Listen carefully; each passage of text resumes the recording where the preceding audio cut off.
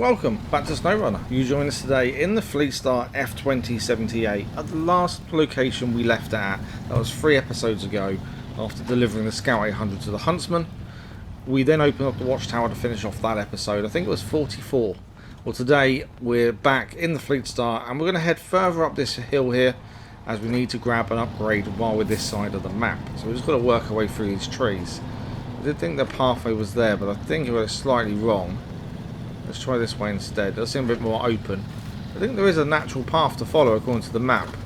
Yeah, I think I went too far one way maybe. Although this is tight. This would definitely be easier in a scout vehicle admittedly, but the Fleetstar's already up here, so it made sense just to keep using the Fleetstar up this side. We have been using the International TranStar 4070A quite a bit, last episodes in fact. So it's quite nice to be back into the Fleetstar, one of our most dependable, reliable machines so far. It is always nice to come back and to use it once again. Okay, we're nearly there. Hopefully it's something good. We need it for some of the other vehicles we've got.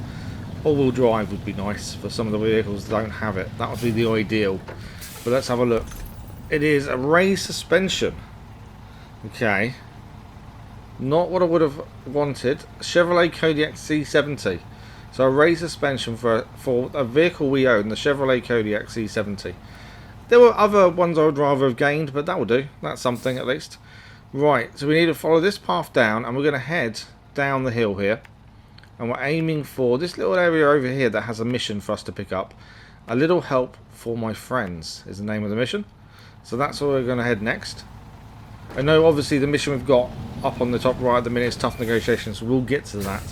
But I just figured while we're here, let's just get the things that we need to get here. And it's another job out the way and done effectively. It just saves bringing something else up here to get all this when we're already here. But we have a plan. But generally my plans don't go well, but I have a plan. It's whether or not it'll work is another question. Okay, we've got to follow this path down that's not brilliant. Again, tight trees, very tight corners, visibility is not fantastic. Just trying to work our way through the trees. While we're making our way down here, I just want to say a massive thank you to everyone who's watched any of the SnowRunner series so far. I hope you're enjoying it. I'm thoroughly enjoying the game. I know we're, what, episode 47 now? Or this will be. Which is incredible. And we've not even out of Michigan yet, and Michigan's the first place. We've got all the DLCs to do as well. It's going to be a long running series on the channel, but I'm thoroughly enjoying it, and I'm just hoping you guys are as well. Right, we've got a bit caught up on the rocks here. We need to find a way through. It does look like we can get through, but I think we're caught on this left-hand side somehow. There we go. Just managed to get enough power down and the winch to try and move us a little bit forward, and it worked. Okay. We're making it through. And the Fleetstar's holding up pretty well as always. And it's one, like I say, it's one of the most dependable machines we have. And it always holds its own in any kind of terrain so far. Just got to avoid some of these trees. That's not the ideal line to take. In first into the tree. Just couldn't quite get the turn right there. It just wouldn't turn for me, but we're okay. Back on track. Okay, left-hand turn. And I think, yes, it's here on the right side. So we saw this kind of built-up area on the right, on the map. So, another trailer. That's another fuel carrier, I believe. That's pretty handy to see. Okay, let's have a look at the task. A little help for my friends is the name of the task. Okay, let's have a look what this involves. Let's do accept it first, and then we can have a look and see what this needs us to do. So we need to reach 6 different points on the map for the mission. A nice little scout mission, really, to be fair. Sounds pretty simple, but we're not doing that today.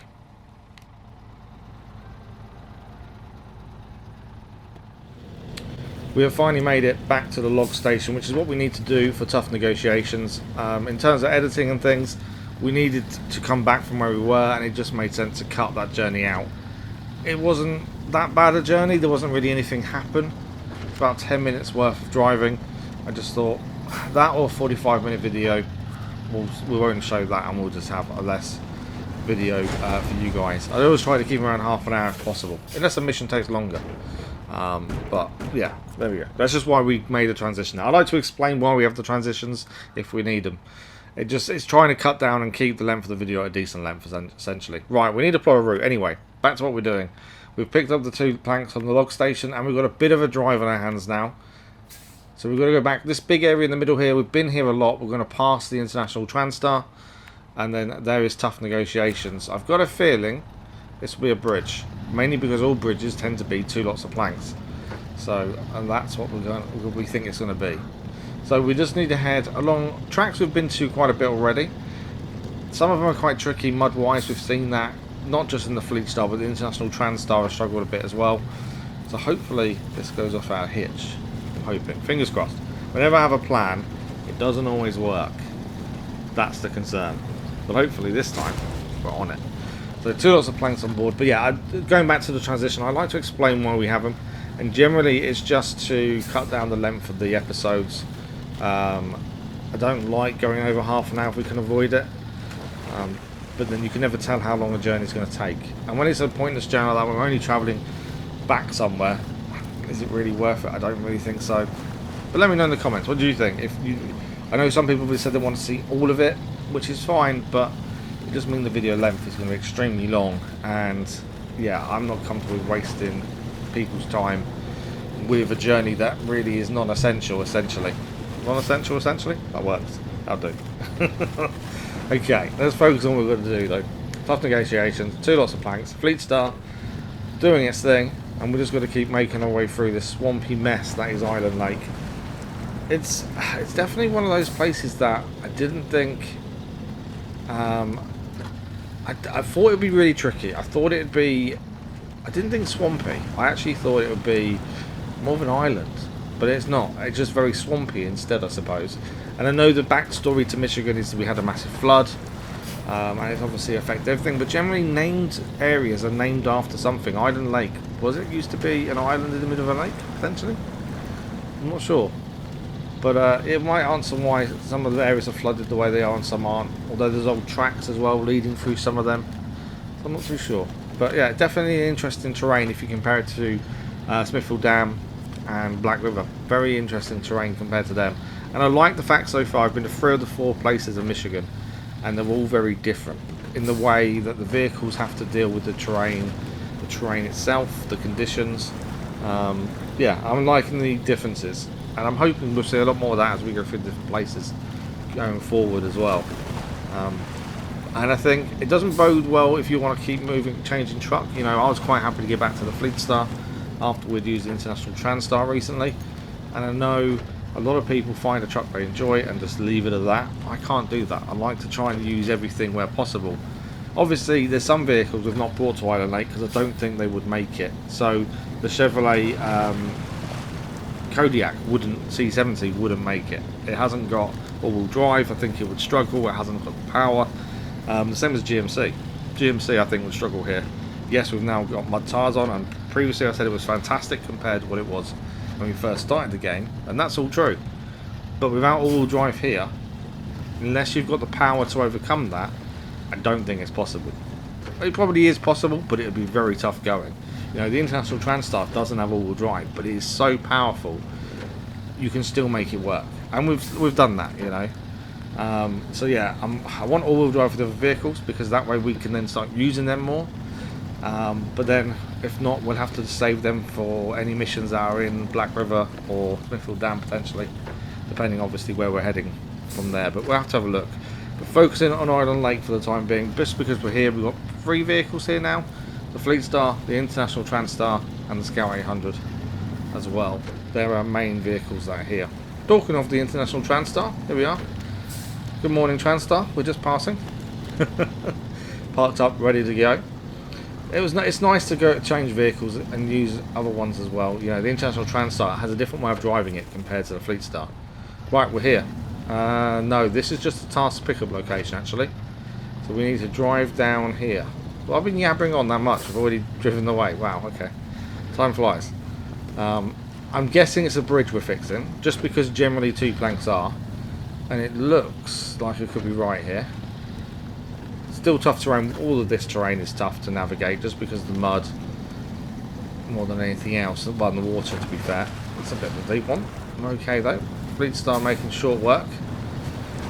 So it's just still along this track by the looks of things. So this is all unseen by us before. We've not been this way. So this is all new, this terrain here. as you guys have been watching will know anyway, to be fair. Okay, what do we got? That's a drill site, I think, in the distance, and it is a bridge. Okay, let's fix this bridge then, shall we? Let's get the cargo unloaded. Job done. And that is task complete. Mission complete, task, same thing. Tough negotiations is done. Pretty happy with that. We've opened up a bit more of the map. I think that's a drilling site. And I think that's either the third one we've seen now. But what we're going to do is park up the Fleetstar. I've got another plan in mind. I did have this whole plan for today's episode, and that involves a switch in vehicle. I know we've only just got into the Fleetstar again, but we need to go and grab a watchtower, and the best vehicle for that is, of course, the Scout 800, which joined us in Island Lake a couple episodes ago after convoying with the International Transstar. Well, here it is. The Scout 800 making its debut in Island Lake. I'm probably hyping up a little bit too much. It's the vehicle that I tend to throw around a lot and roll down hills, but you know. Okay, I did think about bringing the Chevrolet Scout vehicle. Ever since we got the Scout 800, I've not looked back. I've not gone back to the Chevrolet. Chevrolet was brilliant in Black River at the start, but yeah, as soon as we gained the Scout 100, it kind of showed how bad the Chevrolet really is in that regard. You know, it's a great off-road vehicle, but in terms of rescuing, carrying, refueling, it just doesn't come anywhere near the Scout 800. Now, I know there are upgrades for it later on. We need a lot more rank first, but I believe you can get, I think it's something that goes on the roof, and then you can carry more fuel and more parts, and then it may rival the Scout 800 once we get it to that point, because I think looking at the numbers previously, I think it gets close to carrying the same amount or maybe more. So that'll be interesting to see the difference in the two once we get to that rank. But we're still quite a way off, to be honest, before we can do that. We haven't visited the garage in a very long time either, so we're not doing it anytime soon. And there's me chatting away, and already we've fallen over. This is the downside to the Scout compared to the Chevrolet, is it rolls. It's so top heavy, especially with everything in the roof rack as well. You take a corner too fast, you slightly go off an edge that's got a weird angle to it, and the thing rolls. And I take the mickey out of my driving and throwing it down hills and things. There are times when even when you try and drive sensibly with this thing, it just bounces and goes. So there are downsides. I think every vehicle has a downside to some degree. It's just how big is that downside compared to something of a similar stature. You know, the other Chevrolet Scout can't do a lot of what the 800 does. So yes, the 800 likes rolling down hills, but it can also do a lot more. It's more versatile. So yeah, we'll see how we go. I want to use the Chevrolet again. We are going to use it again at some point. But yeah, I think in time it could be better than the Scout in time, but it's going to depend how long that takes and where we are with that. Whether it's in Michigan, I'm not sure, to be fair. It also depends on where the Scout 800 is. If this is in Island Lake still, but we've got a mission in Black River that we need to use the Scout for, there's no point sending this all the way back if we've got the Chevrolet. Anyway, we're at the watchtower we came to do, so here we are. This is the watchtower. So we just need to let everything catch up now. Upgrade location, nice. Still hoping for all-wheel drive for something we own. And a new objective, no country for old truck. Right, okay. Let's have a look on the map and where these are. So upgrade is just down the road from us. And so is the mission. So we'll at the very least pick up the upgrade and pick up the mission that's here, I think. We are plenty of time still on the clock for today's episode. So yeah, it makes sense. Grab the upgrade and then we'll head further down the road and grab the mission, see what it entails. If we can do it today, we'll get it done today. If not, we'll have to come back in the next episode or something. But we'll have a look at it first and see how we go. There are a couple of things showing up. There's a trailer there now. It wasn't there before. Okay. Which one is that? There. So another fuel carrier trailer. There's quite a lot of these fuel carrier trailers. I know there's no garage on Island Lake. There was enough fuel trailers lying around to actually help us massively. Plus you've got the trader store as well. So that does really help. Okay. So we've got this marked out. So that's what we're going to do. Scout 800. Off we go again. This time for another upgrade. Like I say, hoping for an all-wheel drive for something we own.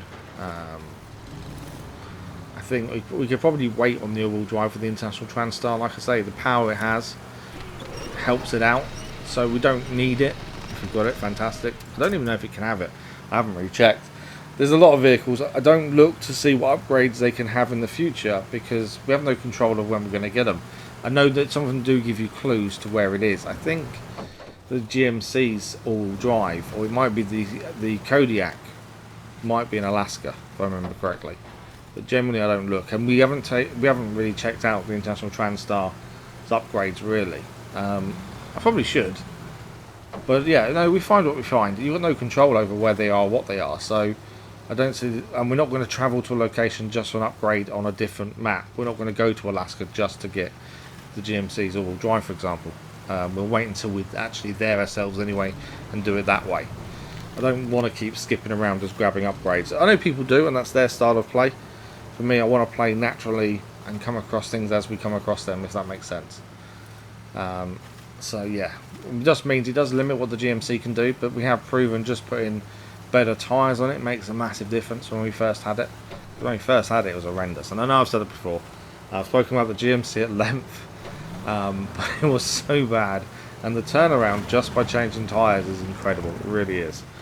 But let's focus on this, shall we? Because I'm going to get carried away, going to crash a few times just like that. As I start thinking of other things rather than what I'm doing. Okay, we are just about here. Fingers crossed, all-wheel drive, come on. Give me all-wheel drive for something. Anything. It's an engine. Okay, an engine, HET slash 6 volt, 6V, 6 valves, 5.0.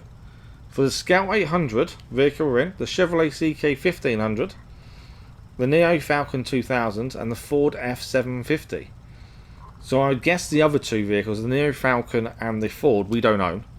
I'm guessing they're Scout vehicles because the Chevrolet CK 1500 and the Scout itself that we're now driving are both Scout vehicles. So that's a Scout engine essentially.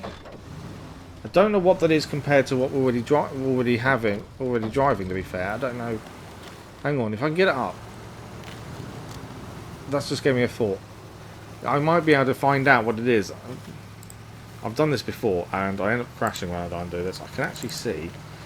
I've got a list of what trucks we have currently and what engines they've got. Curious after grabbing that engine. So currently, the Chevrolet, the Scout 800. Okay, so the Scout 800 and the Chevrolet CK 1500. I've got it both here as their engine sizes. I'm trying to do two things at once. Come on, onto the road. Winch this up. Come on. Yeah, okay. I need to not have to focus. Oh, there's a vehicle. Okay. I'll discuss the engines in a second. Let's focus on what we've just come across first, I think. I think that's probably more important at this point. Okay, so this is the Western Star 6900 twin steer. And we need to do what with it?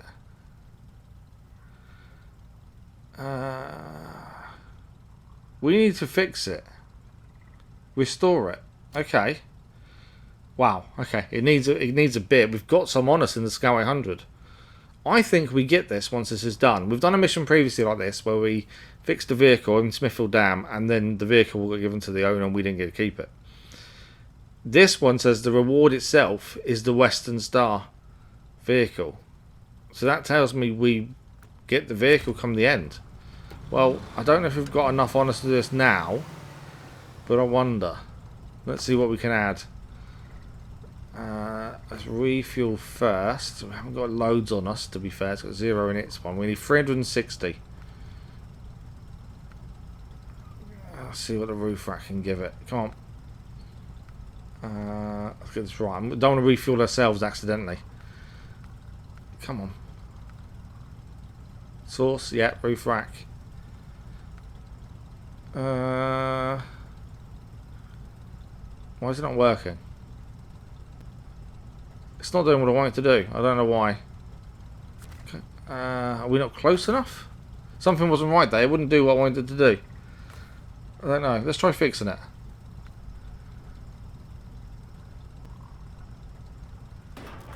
Okay, it's letting us fix it. Perfect. Okay, so we've done what we can fixing wise. Couldn't refuel it? Are we sinking? It looks like we're sinking. Okay, we want to get this finished. We've got a trailer store nearby, so we're going to head down to the trailer store. We're going to pick up I think it's called a service trailer, which has spare parts in it. We are short 323 parts, I think it is.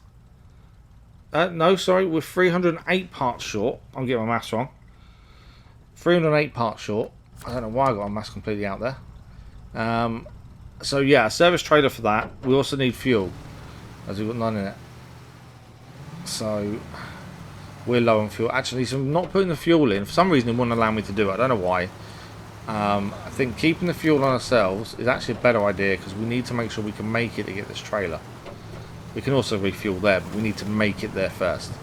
So that's the plan. We're going to head back down, as you saw us put the markers in, to the trailer store that we've been to previously, grab a service truck, bring it out, fix the vehicle, and finish today with a brand new vehicle.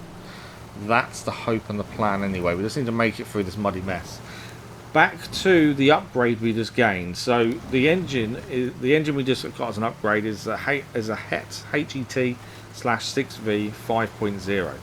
So if we compare that to the Scout 800 and the Chevrolet CK1500, which that engine also goes into, the Chevrolet CK1500 is currently using an AAT 6 volt. I don't know if is it volt, 6 valve. I don't know if it's valve or volt. 4.0 engine. The Scout 800 is using the same engine but a 4.4 version. So my thinking is, and I could be wrong in this, is that engine is more powerful. Same valve voltage. I don't think it's voltage. That's electricity, isn't it? 6 valve. It could be valve. I'm not a massive car guy personally, so I'm not 100% sure. I'll probably get slated for trying to say what that is. But I do understand the numbers, and 5.0 is bigger than the 4 and the 4.4. So I think that is a more powerful engine for both the Scout 800 and the Chevrolet. Do I really want to put a more powerful engine in the Scout 800 though? Considering how many times it falls over, I don't know if I do. But I think we've got to try it. So next time we head to a garage, which I think will be a while since there's not one here in Island Lake, we are going to have to look at these upgraded engines, see what we can do. For not just this, but the CK1500 as well. It'll definitely be interesting to see how much difference it makes. But yeah, I think that's just an upgraded engine essentially. I'm assuming if you get, because depending on where you get the upgrades and when you get the upgrades, I would assume that you can pick up an upgrade that is better than what you're currently using in a vehicle that you own, but then you can go and get another upgrade which is a worse vehicle. So say engines, for example, you could go, like the engine we just gained there, I think that's a more powerful engine. We could then go and get another upgrade next, which has got a smaller engine for the same vehicles, because you can do them in any order. Pick up upgrades, I mean.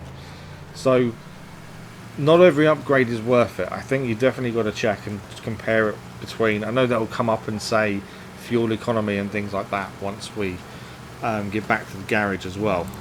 Power to weight, durability and fuel consumption, I think is what they normally say, looking at what I've got written down. And it'll be interesting to see how that changes its stats, because currently the Scout and the Chevrolet are both the exact same in power to weight, durability and fuel consumption. A C+, B and an S in that order. So yeah, be interesting to see what that engine does, what it brings to the table, but we're a little way off that, as I don't see us going back to a garage very soon. So let's just carry on focusing on finding our way down to this trailer store. It is not going well. I keep getting lost when it's dark and muddy like this. I can easily get distracted and confused in directions. I think we're nearly there. Looking at the map, I was a bit unsure whether to go left or right there. Right was definitely the quicker way. We could have got there both ways, but I think right was the right choice. Right was the right choice. That was wrong, wasn't it? Don't do it now. Come on. I've just been singing your praises and the Scout 800 decides to fall over. Telling me to focus more on it, not other things. Okay, so we need to find a trailer here. We need a minimum of 308 parts. Service Scout trailer. That's not got enough parts. Any more? We also need fuel as well. I don't think we can carry the amount of fuel we need just on the Scout 800. Large service Scout trailer. That has the right amount of parts. The fuel again is not enough. This potentially could take 2 journeys. What do we need fuel? 360 fuel. That can carry 220.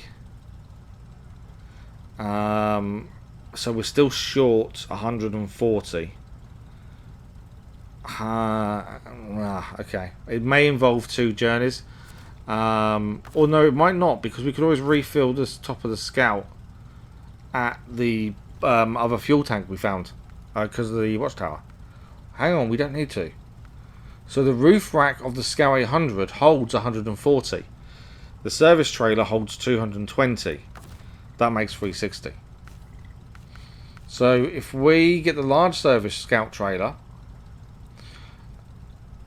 and combine that fuel with the fuel on our roof rack on the Scout 800, that would be the exact amount we need. When I say exact amount, I mean dead on. Doesn't mean we need to make it all the way there without running out of fuel in the Scout, which we shouldn't do, but it means we can't top up the Scout until the job's done, for risk of not having enough, essentially. I don't think there's any other choice. That does seem to be the right way to go here. Yeah, I think that is the right way to go. And then we just make sure everything's full before we leave with the Scout fuel trailers here. There we go. And then, yeah, can we refuel from that? Yeah. Scout fuel tank. Up to us fully. Yeah, roof rack as well, 140. So yeah, we can't take any fuel out of the roof rack or the service trailer, and that would be the perfect amount for the Western Star. So I think we can do this. I wasn't originally planning to do this mission, mainly because I didn't know it was there. For a while, we use the Scout 100, we'll grab the watchtower, maybe grab a couple of tasks around the place, and that'll be job done. But no. Instead, we're heading to fix the vehicle and gain a new truck before we finish today. So we need to head left out of here, and then we come to this junction. Straight down. Towards going back to Smithfield Dam, we take a turning on the left. Watchtower, truck. Right, let's make this journey back. It actually went really quickly, the journey here. But this time we have a trailer on the back. I don't believe we've ever towed a trailer on the back of the Scout 100. If you've seen in one of our videos we have to, let me know, but I'm pretty sure this is the first time we're using a trailer on a Scout. We've done other things with Scouts. You know, we've pulled vehicles out. We've actually pulled the Scout 800 out, I think, with a Scout. Was that with the Scout or was it with this Fleetstar? I can't remember now. One of them. But yeah, I don't think we've done a trailer. Interestingly. Sorry, mate, hit my table. And let my leg spasmed. And in doing so, hit the table that I sat at. Oh, that's annoying. Right, okay. And I was driving as well, so I couldn't react properly. That wasn't nice. That was horrible. I don't really talk about on videos the personal injury issues. I do that in like the channel updates and stuff, but it never normally affects a video to that degree. I never allow it. But that really did get me. Right. So I'm trying to steer one-handed and accelerate, and yeah, we're okay. We're okay. Still got a bit of a drive to go though, and obviously we've just come this way, so this is a bit of a repeatable journey. But then some of them are. We've had to do this previously on other ones, the logging missions especially. Hence why we didn't show the return journey on a lot of those, because it just seemed a bit of a waste. This is slightly different because I'm hoping we can see how good the Scout is at pulling a trailer essentially. Because it's something we've not done before. It's quite nice to see how flexible the Scout is with this. I really want to get back to to Smithfield Dam and change the engine in this and the CK1500, to be fair. I want to see the difference. But I also don't want to send a vehicle back to the garage for the sake of it, because what's here is here now in Island Lake. So I'm going to have to hold off. Try and contain myself and stop myself just going and have a look. And then have to drive this all the way back. It's a long journey, so at the minute we won't recover, and we'll just have to wait for the change in engine, I think. But we'll see what happens. But then also we'll have a brand new truck, which, well, I don't plan on recovering it, because if we do again, it's back at Smithfield Dam, and it's a long journey to bring it back here. So I'm hoping we can just use it as is here. How good it will be, I don't know. We won't be able to compare the numbers because we won't have gone to a garage to find them out in the first place. So we won't know how its fuel consumption is or power to weight ratio. But it's a new vehicle, so we have to share the love and spread the workload around. So we won't just have the Fleetstar and the Transstar here. We have a new one joining. That is as long as we get this done today. that's the hope and the plan, isn't it? And hopefully my maths is right. I think we're dead on with fuel, and we have got over what we need for repairs. That's my thinking. I hope I'm right. I should have probably got another trailer first and fixed the Scout, because we've got some damage, haven't we, that we could have fixed. But can't fix it now. I need all the parts for the other truck. Maybe if there's some left over, I don't know. Let's see. Anyway, right, we are getting stuck here in the mud. This has always been the issue with these kind of little pathways in Island Lake. It's fine on the main bit where, well, even the trailer store's not fantastic, but it's not too bad. And there's a big hump of the map in the middle that encompasses the lumber mill that we did for Lumber Rival and things like that. And that driving is absolutely fine because you're higher up. These lowland parts where the drilling sites are on the log station, these aren't the best terrains to be trying to navigate. It is the mud that causes the issue more than anything else. Okay, sorry, the mud and the water that causes the issue more than anything else. And the Scout is generally fairly good at handling this, but we are carrying or towing a trailer, which is obviously going to reduce the speed that the Scout can go at. So far it's helped with tipping, because we haven't done. The stability may be a plus point for having a trailer on the back of the Scout, to be fair. Well, not that I want something on the back all the time, to be honest.